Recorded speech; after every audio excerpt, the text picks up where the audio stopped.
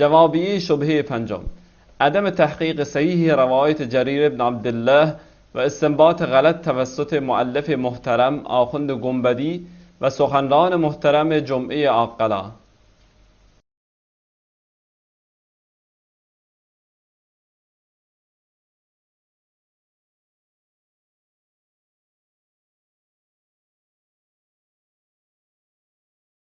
Elhamdülillah şu anda çilim bolan gurun. Avval ahir Allah'ın fadlı, Allah'ın keremi. Allah Teala öz fadlı kerimini kabul ettin. Yeterli yeni bir iddiayı acib. İki taraftan da, bir taraftan kümmetli muhterem ahun doğumuz yalancı özbetinde, ve bir taraftan da bir muhterem hatibi cümle akkala. Ravayet bir ravayetin gurunu, yani her gayti şonusundan bir acib bir istilal ettir. Gurun ne mağdur? İlerlekem seffe-i şahsiyetinde muhterem Müslüman ahun kümmetli doğumuz ravayete da'i imraatini getiriptir. Yani ravayet ne hemen ravayeti? Ki Peygamber Aleyhisselam bir gün gömye, soram şoň zenanaty ewrik gelýärke Peygamberi çağırdy. İnelekem şu delil taammiyet iman edildi. Bula geçenki gurunlarda belli boldy. Keşe çağıran Peygamber çağıran denana şu ölenin denanası demiştik. Belki başka bir denana demiştik. O denanda köp vaqtdan öňçek bäri Peygamber sana çağıracak deyip vermiştik. O sahabe meşkatta da'i imraati deyip şonun denanası deyip aytdı ha. O da ne bol rivayette istimalığı muteber Hanefi mezhebi kitaplarından o başka hadis kitaplarından ne bolly sabit bol Müslümanlar. Ama muhterem şu hadisi delil sunup da on ýerden hadise Cerir ibn Abdullah radıyallahu anhu şonu Peygamberin eden işi bilen sahabanın eden işini karşı koyup Peygamber'e ayıptır diye. Hani ki Peygamber tahammütim yaptır, başka birinin tahammülü ayıptır. On bu taraftan sahaba imeller diye ayıptır. Sahaba diye ayıptır, tahammül meyyet, ehli meyyetin yani üçmöklük, oturmaklık, ibismöklük, nohakani bilen den deyiptir. İnne şaarada ödeni ehli tercih bilen yalak olup. Gelip de var ne etdi? Peygamber'e ayıptır, sahaba imeller diye ayıptır. Ben ne etme oluyor? Peygamber'e neden etmeler? Sahaban diye etmeler diye. Nauzubillah. Ona şey dedim oluyor ki sahaba Peygamber'e ters ettir diye oluyor da. Ve de rivayeti önküsüyle de okuyup verdim. Ama şunun mukabalında diye berayı mekruh danısının taam az ehli meyyet hiç delil-i şer'iniz. Ve yine hemen Nefi Mezhebi kitabları yazıklardır böyle delille. Meğer inki hadise Cerir radıyallahu anh. Kemi guyet ma ettekazı taamla azninehu hakani mi danısim. Ki an hadisiniz ba hadisi fokuzda kılmı muharizat. Yani Peygamber iyiydi. Sahaba imeller bin hakani dengu nebatiyat. An kazikaz niyahat mi şemalat as sahabas. Ve inke davet da kabul mükemmel Resulullah sallallahu aleyhi ve sellem başat pes fefhem düşün henşugurduğunu gafil bulma hakikattan ve la ta'khudakel asabiye Türkmen teatib teni yıkıp da hak senden iyide gaytaramamdır. Avla Müslümanlığın da yanında ettim. Arada hiçbir taarruzu yok. Belki rivayeti meşkat çıngakına neymiştik? Katı yanlışmıştık. Ondan sonra da bir edep gerekli amakimiştik fukahalar mukabilinde. İn hem Hanefi mezhebi fukahaları gelip de doğru edip de menetini yarça ahun, yarça molla. Gelip de var ahim stada Hanefi mezhebi fukahalarının hem mekeplerini kenara koyup berayı mekruh danisine taam az ehli meyyet hiç delili şer'i nis demeklik Müslüman'da olsun ne manası var? Onun yanından da onun yanından aydıp da var ahim inki taamdan berayı cesin meşruiyetler ne berayı aza azdır delail-i şer'i bir peşizi nemi erz ettiğim şubur neme hatta edeb ve ihtiram geçen fukahaların hakkında Müslüman'da olsun. Bu bir görüntüsünü belli de kalın. Ondan sonra geliyor bundan bir gengrek istidlal beğenli. Hatib-i Cumhuriyet Akkala hadise Cerir ibn Abdullah'ın aytiye o tam şu taada Cerir ibn Abdullah radıyallahu anh rivayeti bir muhakkak sahih hadis bir. Bununla getiriptir ki et-ta'amu alel meyyit meyyite taam sürmektir. Min emril cahiliye ve nuh min emril cahiliye. Nuh hanede min emril cahiliyetten. Cerir ibn Abdullah radıyallahu anh rivayetini getirip ne mi diye şimdi istilal et diye Cerir ibn Abdullah deyiptir diye ki taam pişirmeklik Nuh haneden çürüyüm doğru diye. Eğer taam pişirse koşup yine burada dedip otamda barakım Nuh hanedilse şu doğru diye yani Nuh haneden çürüyüm taam pişirmek doğru diye. Bir de mimanın ne çıkacağını bilemedik. Bir de mimanın şimdi şun pişiriyet etti barakım bu hadisi beyle gidip barakım bir gen almalı mana aldı. İnşallah Müslümanlar olmadı. Men şi hadise Cerir ibn Abdullah Becri radıyallahu anh sahaba da şi. Şun rivayetini okuyayım. Siz ahu, molla, ulama hatta karasılığında çünce kurunu anlamayın etiyen tercümeme. Ki ayet şu rivayet O Hudaýyň mennete peýgamberiň edem men terfildi. O peýgamberiň edem men terfde boldy. Belki peýgamber ol öleniň meýitiň öleniň denanyň çagynyň dawatlamışdyk başyny denany. Onky gurrun galdy. Onky gurrun ýok. Indi ştada Cerir ibn Abdullah radıyallahu anh gurrunu aya rivayetler bir tane değil, iki tane değil. Ne kadar kitaplarda gelipdir. Şu rivayet aya şuna ihtiyami ki taam pişirmeklik Nuh'a haniden çirim doğurdu ya yok taam pişirmeklik meyitten çirim şu Nuh'a hani bile bir din milliyeti batiyem. Men rivayetler tecrübe edin, dikkat edin. Musannef ibn Abi Şeybe'de gurrun hadisin gurrunu hadisin üstünden men şunu qaydayn. Ahirdan Allame Şamî rahmetullahi aleyh hadisi Cerir'den ne'mel istillerden şermesi daydı. Musannef ibn Abi Şeybe'de geliyor. Ona deyiptir. İşte rivayet getiriyor. At-ta'amu alel meyyit. Bu fakat Cerir ibn Abdullah'ın rivayeti değil. Ne kadar sahabelerden de adlarının rivayeti var. Cerir ibn Abdullah'ın da rivayetini okuyun. At-ta'amu alel meyyit. Ta'am pişirmeklik meyyite. Min emril cahiliye. Siz cahiliyetin işlerinden. Müslüman sıttı yok şey. Biri ölsün. O hem şu hanvade-i meyyit gelip de barakayım. Şu gelen adamı izdirsin, iştirsin, naharlasın, tuğlasın. Belki merdim bir gün mustahap şey hanvade-i meyyiti idirmeklik. Ve nuh min emril cahiliye. Buna köre de belli. Nuh'a hani etmeklik. Bu da ne? Cahiliyetten iptir. Toramtal Seyyid ibn Cübeyr radıyallahu anh'dan getiriyor. Telatun min emril cahiliye. Üstad cahiliyetten İslam bilen hiç münasebeti yok. Awal kısı. Beytutetul mer'ati indi ehlil musibe leyset minhum. Bir yat zinananın gelip ehli musibetin yanına kalmaklığı giyce şu tada şidiptir emri cahiliyetten iptir. Ve niyaha Nuh'a hani bu da cahiliyetten iptir. Ve nahnul cuzur indel musibe birinin önüne ayet düşüyor. Şurada düğü öldürüp ona tam pişirmekliği bu da nereden iptir? Cahiliyetten yani İslam'da sıdatlan hiçbir vecih şer'iyeti yok Müslüman'da olur. İndi bir tak geliyor Hazreti Cerir ibn Abdullah'ın gurduğunu. Şu bir rivayeti ki Hatib-i Cuma'yı akkala şundan istilal etiye Nuh'a haniden şimdi tam pişirmek doğru diye. Bir de adamların ne çıkacak bilem de biz şunun için tam pişirmek diye. Onu sadece getirtir Musannef ibn Abi Şeybe'den.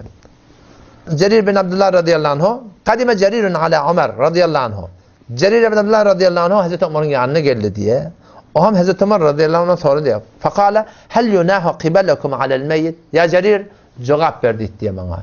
Sizin yanınızda başka yerden getir da. Başka bir validi, başka bir yerde barakim bir hizmet vermiştik. Getir selamı Medine. Hazreti Ömer radıyallahu anh yanından soruyor. Hel yunahu qibalakum alel meyyit. Sizin yanınızda ölenden sonra Nuh'a hani etiyellemi. On geçenliği, gelenliği, bolonliği, bolmaktadan şehir tuğratına aydıp, kıyık çiğ edip şu tuğratına Nuh'a hani bolyam. Kale la, ya emir müminin.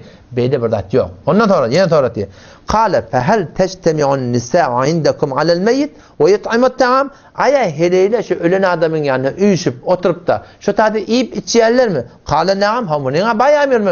Kale tilken niyaha. Şu Nuh'a hani şiddet diye. Yani Nuh'a hani bir nacaiz zat demiş şeriatta. Bu nemde ölen adamın yanına oturup iyi içmeklik, şu hanıvadan iyi içmeklik Müslüman doğun. Şu ne mi diyorlar şuna? Nuh'a hani diyorlar. Nuh'da hanıvadan emniyetin o da azı turmalayan gurun yok diyor. Ölen öldür da laneti vardır, ayarlığın vardır. Öyle önkü diyalak. Aslında evvel kuvuni taşta örnekleri gidip pişirip vermeli. Pişirip vermemeli hanıvadan evvel ne iyi içer de ne? O iyi içerden ne gurun yok ki, famil derece yükleri. Ma gurun yok ki. Ama şu hanıvadan emniyet, ağırdan gelen adama yedirmeli, içtirmeli, toyalık, sofra yazmalı, Müslüman doğan şıl, İslam ile hiçbir münasebeti yoksun. Ondan sonra yine İdyan'dan geliyor.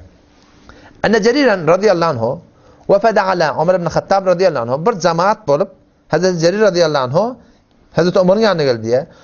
Ondan sonra da Hazreti Ömer'e hel yunahu ala meyyitikum? Ölüğünüzde Nuh'a haniyeti yanı mı? Kale la. Kale fehel tectemi'une ende ehlil meyyit ve yec'alûne ta'am yine yakıya rivayet yalak. Ayet sizin şu ehli meyyitin yanına üşüp de ta'am verleyelim, ta'am pişirleyelim mi? Hava. Kale deliken Nuh. Şi Nuh'a haniyeti Hazreti Ömer.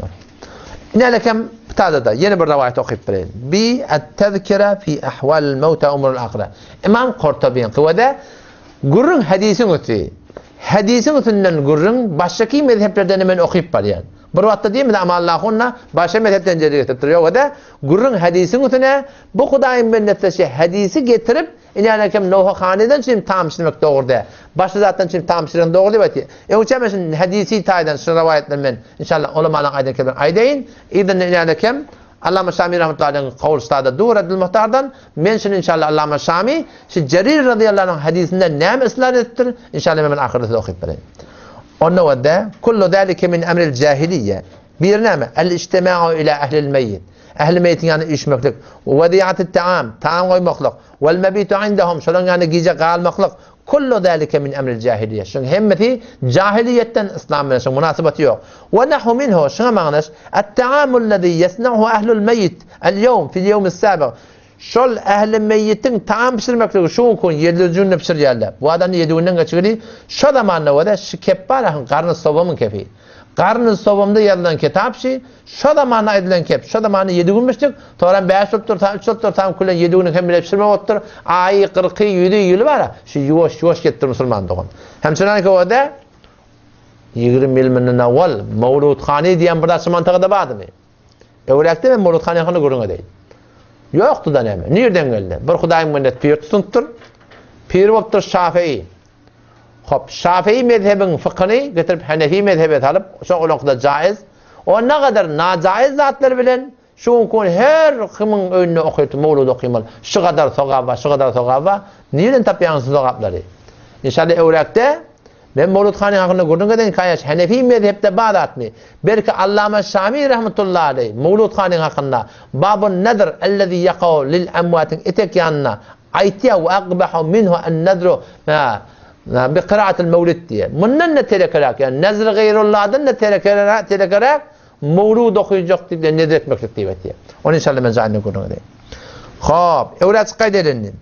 Şu barım ehli meyyitin yanına tam pişirmeklik وصلى وراهم الرحمة يعني شرنا أطلبت شرنا تعملين وهذا محدث لم يكن فيما تقدم شبرت هذا دوران ذات قرن سوا من كتابي وشبرت هذا دوران ذات أول شيء يقطي ولا هو مما يحمده العلماء علماء لأنه تيان ذات تأشيدية قالوا ديا وليس ينبغي مناسب دال دور دال للمسلمين أن يقتدوا بأهل الكفر ehli kofreten iqtidat ýaňyz. Ehli kofr diýerler näme diýen? Şu kafirlaň otundan gelen resmini belli bolýar musulman dogan. Musulmançylykda ýok zatby.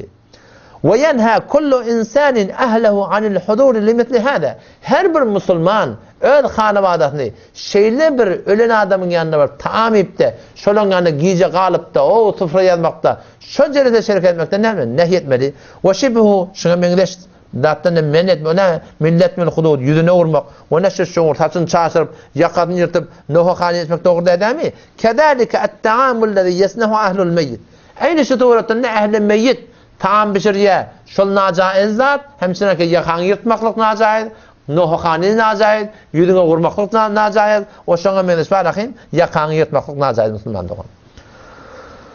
Ondan sonra yine kal Ahmed bin Hanbel rahmetullahi aleyh. Ahmed bin Hanbel rahmetullahi aleyh. Hasan'ın adamı biliyor musun? Barıp karnın dobumun adamı. 4 mezhebin başlıklarının biri. Huve min fi'lil cahiliye diye. Cahiliyetin işi. Onun buna soraptırlar. Aleyse kad kâlen nebiyyü sallallahu aleyhi ve sellem isna'u li ahli Cafer'e ta'amel. Ya İmam Ahmed bin Hanbel ne mi diyen? Meğer Peygamber Huda ahli Cafer'e ta'am pişir deyip aydan ağmı deyip diye. İmam Ahmed bin Hanbel cevap eden lem yekunuhum ittehadu. Ehli meyyit pişirene kim deyip diye. İnnemâ uttukhide lehum. O ehli meyyiti pişirip verildi deyip diye. Ve Peygamber'in aydan tercih onu şunu konu deyip diye. Fehâdâ kulluhu vâcibun alel recul en yemna'a ehlehu minhu.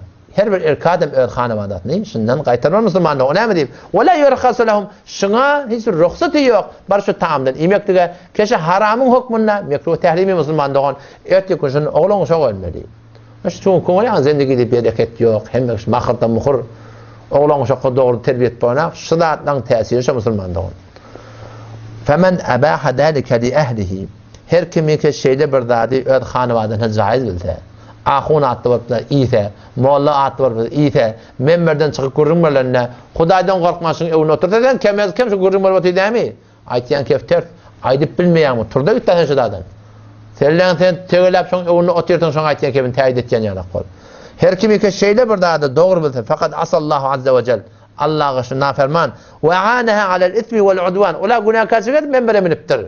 Kitap sabetten millete varahim haram emmeğdeş mekruh terimi izleyecek ottu. Senem ki şuun konuşan yanına otuyorsun, guruna kulağına otuyorsun, Sen ne diye ne mi diye? Günah karşı kömek diye. Vallahu Teala yakul. Allah ne diyor? Ku enfusakum ve ehlikum nara ödün gidi, hanavadan gidi. Otun Allah ta necat verdi. Yani eddibuhum ve allimuhum. Edebedin. Şolara halal haram ne ben diptir Müslüman doğun. Öğredin diptir. Otam şu taydan göde Müslüman doğun. Bula rivayet ne mi? Hadisin gurrungi. Hadisin üstüne bahsettik. Kişi rivayeti Cerir ibn Abdullah radıyallahu anhu Nuh'a Khani'den çilim tam pişirmek doğru diye ne yap? Bir kişi tam pişirmekle öyle ne diye? Nuh'a Khani deyiptir. Nuh'a Khani ben deyiptir. Geleyli Reddül Muhtara. Allama Şami rahmetullahi aleyh. Adres vereyin. Cildi yek seffeye 664. Elbette adını biliyor musun? Bu Reddül Muhtara'nda muhtelif çaplar var. Babına idin. Rahat tafardan. Ve fir red Bab-ı salatul cenaiz diye getirdi Müslüman doğum. Ahırda aytiye ve de diye بخلاف ما في حديث جرير يعني جرير بن عبد الله رضي الله عنه حديث هذا على أنه بحث في المنقول في مذهبنا ومذهب غيرنا كالشافعية والحنابلة استدلالا بحديث جرير المذكور على الكراهة ولا سيما إذا كان في الورثة صغارا أو غائب. شو حديث جرير رضي الله عنه حديث استدلال يأتي على مشامل رحمة الله عليه كشي مكروه تحريمي شي تعميم يتيه وبلم نعمة بس فقهی مسلمان دهون. اتم شو تایدم ما رخیم. ته محترم مسلمان آخون دهونم که کمتن کتاب بیاتن الله تعالی توفیق برد. و تن خطیب جمعه عقلا بارها دا ایتم یعنی اورلا واتیان. بده ناچیز ناکار. تیار تنیال خدای من هم اترشمانه. تنگل مناظره انشالله. Bu forum qiyqçıq edib millet ve birbirini ürkütüp vermeyeli. İhtilafi kurumları elel umum kurum vermeyeli. İhtilafi yok da ki ba. Gel otur söyle, açıl söyle. Sen bağın aytyanın hak değil mi? Hak biliyorsun şey değil mi? Hop otur şortta. Sen gelip men aydan ma havva diyer deyip men umidim yok. Ve senin şu umidin yoktur ki ama Allah'ın bizim aydan havva diyesin. Ama o da merdimi bir kızavata koyuyor. Merdimi öde eşter kızavata der inşallah Teala. Hop. İnşallah hulata bir gödeşi otuydu. Gödüne döneyim. Başına döneyim. Gelin inşallah otur söyleyeyim. Munazara gel inşallah Teala. Filmlerdari vatan. Filmlerdarinin önünde tanığı paylaşın. İnşallah barayri inni kıbır kurcuna.